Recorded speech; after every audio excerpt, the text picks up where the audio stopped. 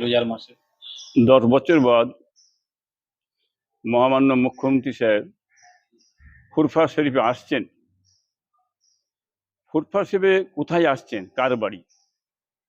তিনি আসছেন ফুরফা শরীফে গেস্ট হাউস এবং মুসাফেরখানা। আওলাদে মুজাদ্দিদ, দাদা হুজুর কেবলার বংশ আওলাদ, যারা আওলাদে মুজাদ্দিদ পীর সাহেব, তিনাদের ঘরে দিয়ে একটা উনি বৈঠক করার জন্য আসছেন। কি বুঝলেন?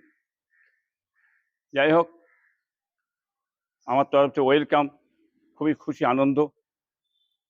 গেট খুলে দেওয়া হয়েছে, দরজা খুলে দেওয়া আছে। উনি একবার নয় 10 বার আসতে পারে, কোনো অসুবিধা নেই। কেন, আমরা পীর সাহেব গুরুজন, আমাদের কাছে সব দল মত আসে যায়, মন্ত্রী এমএলএ, হ্যাঁ, সকলেই যা আশা করে, আসার অধিকার আছে তাদের। এবং অভিযোগ তেনাদের যেটা থাকে আমাদের বলতে পারে, আমাদের যেটা অধিকার অভিযোগ আছে সেটা আমরা বলতে পারি। খুব খুশি আনন্দ, এতে তো কোনো অসুবিধা নেই।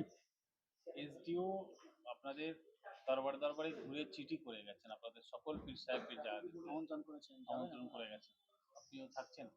হ্যাঁ, এডিও সে আমার কাছে এসেছিলেন, আমাকে চিঠি করেছেন, দুটো চিঠি আমার হাতে দিয়েছিলেন। আমার ছেলে এই রোজার মাসে তার সময় নেই, দাওয়াতে বেরিয়ে গেছিলেন, এবং আমার চিঠি, আমার ছেলের চিঠি আমাকে দিয়ে এবং ছবি করে তুলে নিয়ে গেছেন। খুশি আনন্দ করা হয়েছে। থাকছেন, আপনারা যাবেন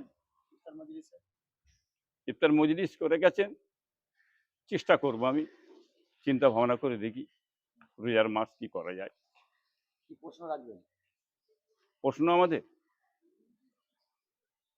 যখন মহামান্য মুখ্যমন্ত্রী সাহেব এখানে এসেছেন, রেলমন্ত্রীর জন্য যখন মিটিং ডেকেছিলেন ফুরফুরা মাঠ, সেই মিটিংয়ে আমি ছিলাম নিজে, সেখানে অনেক কিছু প্রতিশ্রুতি দিয়েছিলেন।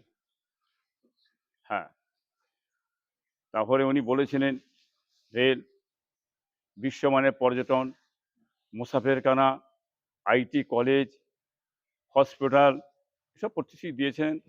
আমরা শুনে খুবই খুশি হয়েছেন।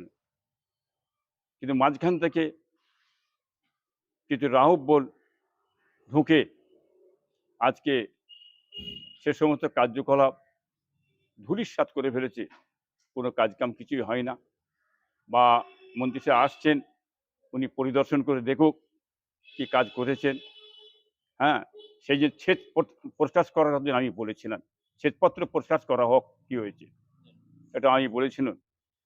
কিন্তু যিনি এসছেন, কয়েকজন ব্যক্তি ফুরফুরার, অন্য ফুরফুরার সমস্ত পীরজাদাদের ঘরে সাইড করে, আড়াল করে দিয়ে, মহামান্য মুখ্যমন্ত্রীর কাছে খারাপ বানিয়ে দিয়ে, দোষী বানিয়ে দিয়ে, সাব্যস্ত করিয়ে তিনি তিনার স্বার্থ সিদ্ধি, হ্যাঁ, লুটেছে। স্বার্থ সিদ্ধি কাজ করে, এর কাজ করে নিচের থেকে ওপর মহল্লা অবধি উনি ভাগ বাগড়া করে, রাহুল বলের মধ্যে রাহুল ভাগ বাগড়া করে চলেছে। এই ইসাল সব দেখলেন আপনারা, 21, 22, 23 ইসাল সব, হ্যাঁ, কত গেল। এই ইসাল সবে লাইট পত্র বা টাকা পয়সা যা দিয়েছিলেন, কোনো লাইট পত্র পীর সাহেবদের বাড়িতে সবাই বাড়িতে দেওয়া হয় না, আমাদের ডাকাই হয় না, আমাদের সাথে কোনো আলোচনাই করাই হয় না পীর সাহেবদের নিয়ে। সেসব লাইট পত্র নিয়ে, হ্যাঁ, কোনো ব্যক্তির ঘরকে সাজানো হয়েছে এবং উজলের পরে ওই জায়গায় গেটটাকে আটকে দেওয়া হয়েছে, লোককে ঢুকতে দেওয়া হয় না। হ্যাঁ, লোকটাকে দক্ষিণ সাইডে বার করে তেনার দরবারটাকে ভালো লোক প্যাক্ট করে ভরে দিয়ে মানুষকে দেখানো হচ্ছে যে আমার এখানে লোক কত আছে, দেখেন লোকের ভিড় কত, দেখেন। আগামীতে ইলেকশন এসছে, কি বুঝলেন, ইলেকশনের কাজ করার জন্যে এ সমস্ত কার্যক্রম করে যাচ্ছে। বা মানুষ খুব কষ্ট, হ্যারাসমেন্ট হয়েছে, বুঝলেন, আমাকে এসে বলেছে যে এইসব কার্যকলাপ হচ্ছে। সেটা উনি এলে অভিযোগ নিশ্চয়ই করবে। আরো যাচ্ছেন ফুরফুরা পীর সাহেবরা যাচ্ছেন, আওলাদে মুজাদ্দেদ যারা যাচ্ছেন, আলোচনা হবে নিশ্চয়ই, আশা করি সকলেই যাবেন, এটা আমি আশা করি। এলাকার বিধায়কের বিরুদ্ধে একটা অভিযোগ উঠছে, আপনার কি কোনো অভিযোগ আছে এলাকার বিধায়কের বিরুদ্ধে? বা বিধায়ক কার কথা বলতে চাইছেন? ও, সেনাশিস চক্রবর্তী মানুষ হিসাবে খুব ভালো, আমাদের শ্রদ্ধার পাত্র। বুঝলেন, আমার সঙ্গে আলোচনা হয়েছে, আমাকে আসে যায়, কি বুঝলেন, ওই একটাই কথা বললাম, টিপুনদের সরিয়ে রাখো, কাছে যাওনি ওনার, কিন্তু আমার কাছে আসতে হবেই এনাদের ঘরে, একটা সময় এমন আসবে যে আপনারা বুঝতেই পারছেন সকলে। কিন্তু তিনি যে সমস্ত কাজকাম করেছে, খুব ভালো কাজ করছেন, ভালো কাজ করে যাচ্ছেন। ভালো কাজ করতে দেওয়া হবে না তিনাকে, যেনারাই আসবেন রাহুবরের পাল্লায় পড়ে কাজ করতে হবে, না কাজ করতে পারবেন না, কি বুঝলেন, তখনই বাদ দিয়ে দেওয়া হবে। এটা হচ্ছে পলিটিক্স। মানে সরকার এখানে কাজ করার ইচ্ছা প্রকাশ করছে, তাই তো?